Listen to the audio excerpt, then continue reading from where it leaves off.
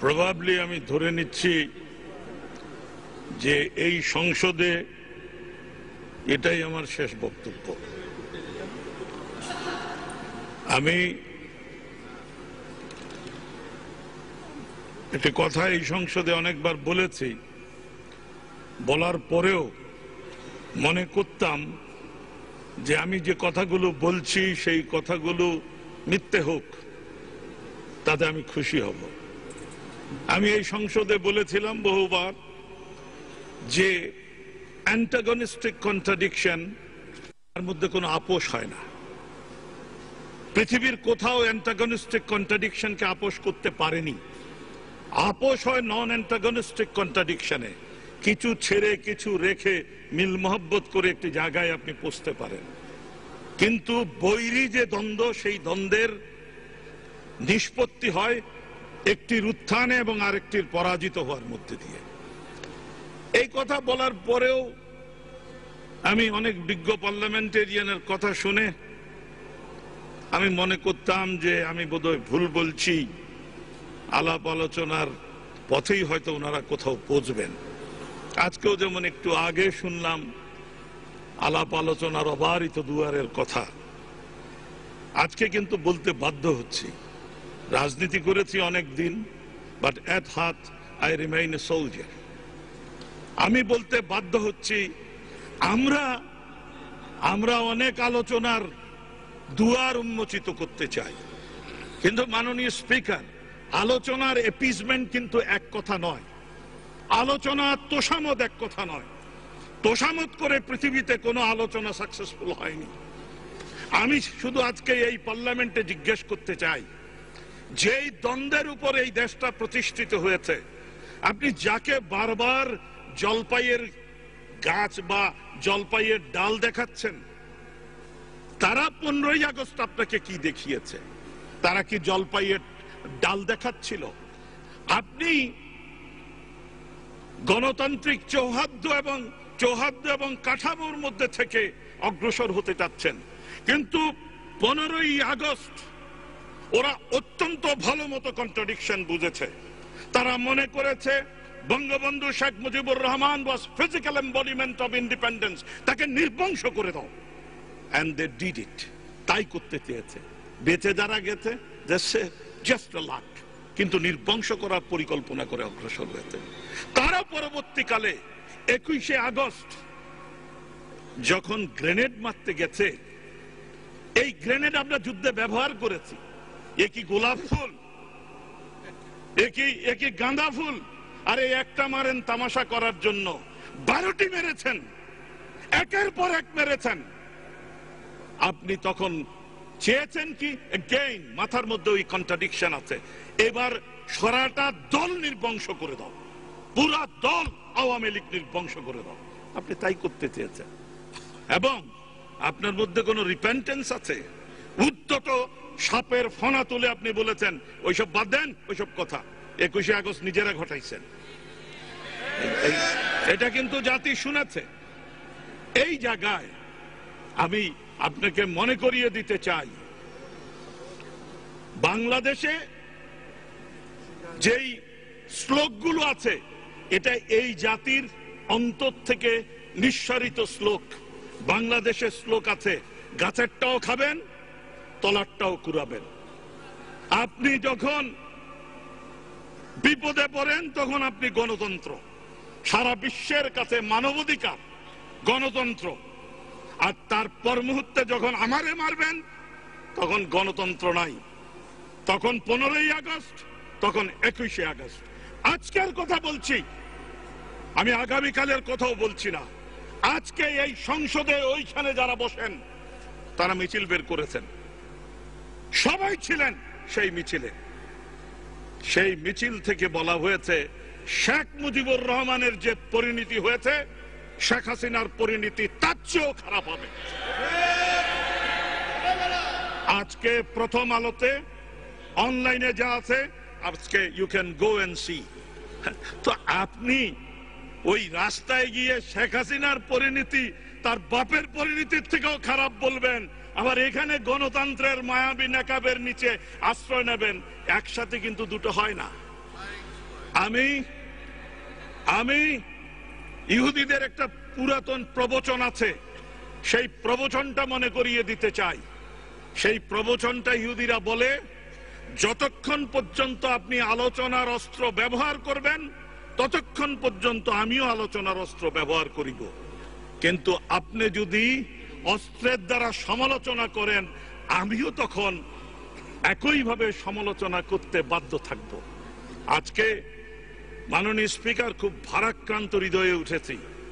আমার এলাকা চট্টগ্রাম ৭, ৫টি বছর আমি চেষ্টা করেছি, আমি দাবি করতে পারি I have not initiated a single case against them.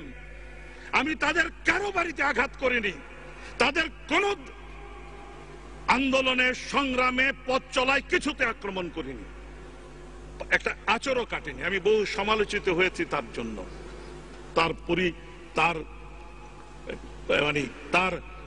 পরিণতিতে তারা এই কয়দিন আগে হরতাল যখন চলছিল, আমার এলাকার একটা বিধবা নারীর একমাত্র সন্তান 25-26 বছরের একটা ছেলে, সে বঙ্গবন্ধুর সৈনিক, বঙ্গবন্ধুর দল সমর্থন করে, তারা যেখানে অবস্থান নিচ্ছে সেই এলাকা দিয়ে হেঁটে আসছিল, তাকে নির্মমভাবে মেরে ছেলেটাকে খালে ফেলে দিয়েছে।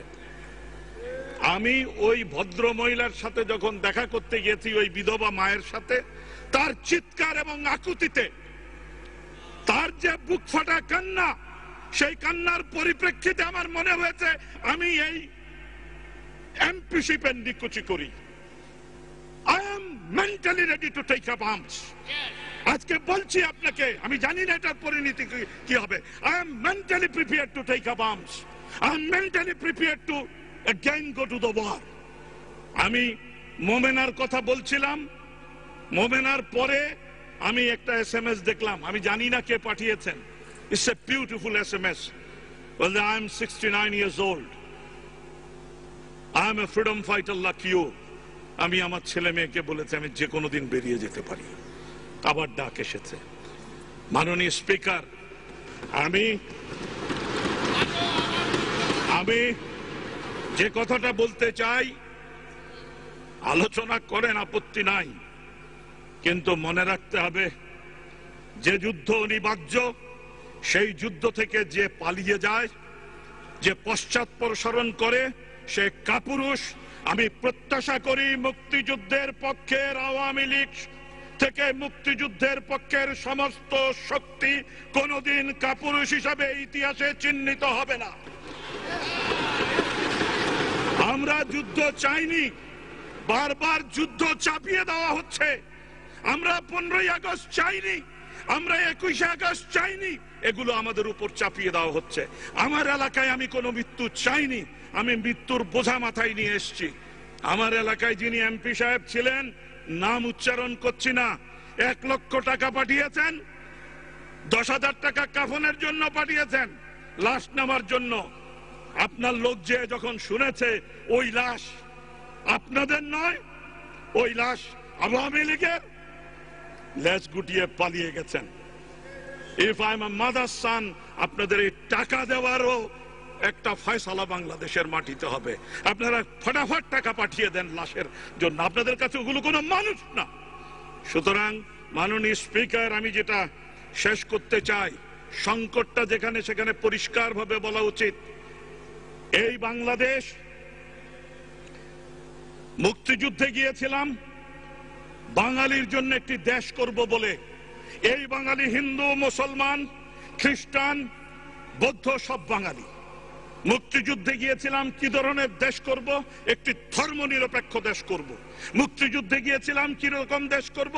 একটি গণতান্ত্রিক দেশ করব। সাম্যের কথা বলে সমাজতন্ত্রের প্রশ্ন ছিল। তাহলে এই কথাগুলো আপনি খুব পরিষ্কারভাবে বর্তমান শাসনতন্ত্রে সন্নিহিত করেছেন।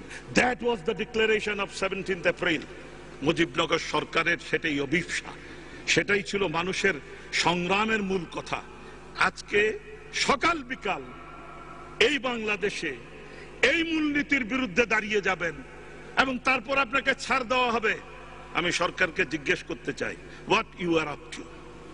ডু ইউ থিংক যে আমেরিকার বেসিক প্রিন্সিপালের এগেইনস্টে যদি কোনো লোক দাঁড়ায়, whoever he is, whether he is a senator or not, তাকে রেহাই দেওয়া হবে? আমি জিজ্ঞেস করতে চাই, ব্রিটেনে যদি কেউ রানীর বিরুদ্ধে দাঁড়ায়, ব্রিটিশ কনভেনশনের বিরুদ্ধে কথা বলে, অস্তিত্বের বিরুদ্ধে কথা বলে, তাকে ছাড় দেওয়া হবে? আমি জিজ্ঞেস করতে চাই এই কুলাঙ্গারদেরকে এবং কুলাঙ্গারদের নেত্রীদেরকে বারবার ছাড় কেন দেওয়া হচ্ছে? আইনের ঊর্ধ্বে, সংবিধানের ঊর্ধ্বে বিচার করলে বিচার মানেন না, বিচারক মানেন না, আইন যদি সমন করে সমন মানেন না। আমার জন্য তো আপনি প্রত্যেকদিন বিচার দেরি করেন না, প্রত্যেকদিন কেন বিচার দেরি করবেন? বারবার কেন সময় দেবেন? Who is she? আমি জানি না আপনারা কতজন জানেন হু ইজ শি। আমি ওনাকে মনে করিয়ে দিতে চাই, সেই একই এলাকার আমি একজন মুক্তিযোদ্ধা। আমরা খুব ভালো মতো জানি আপনি কে।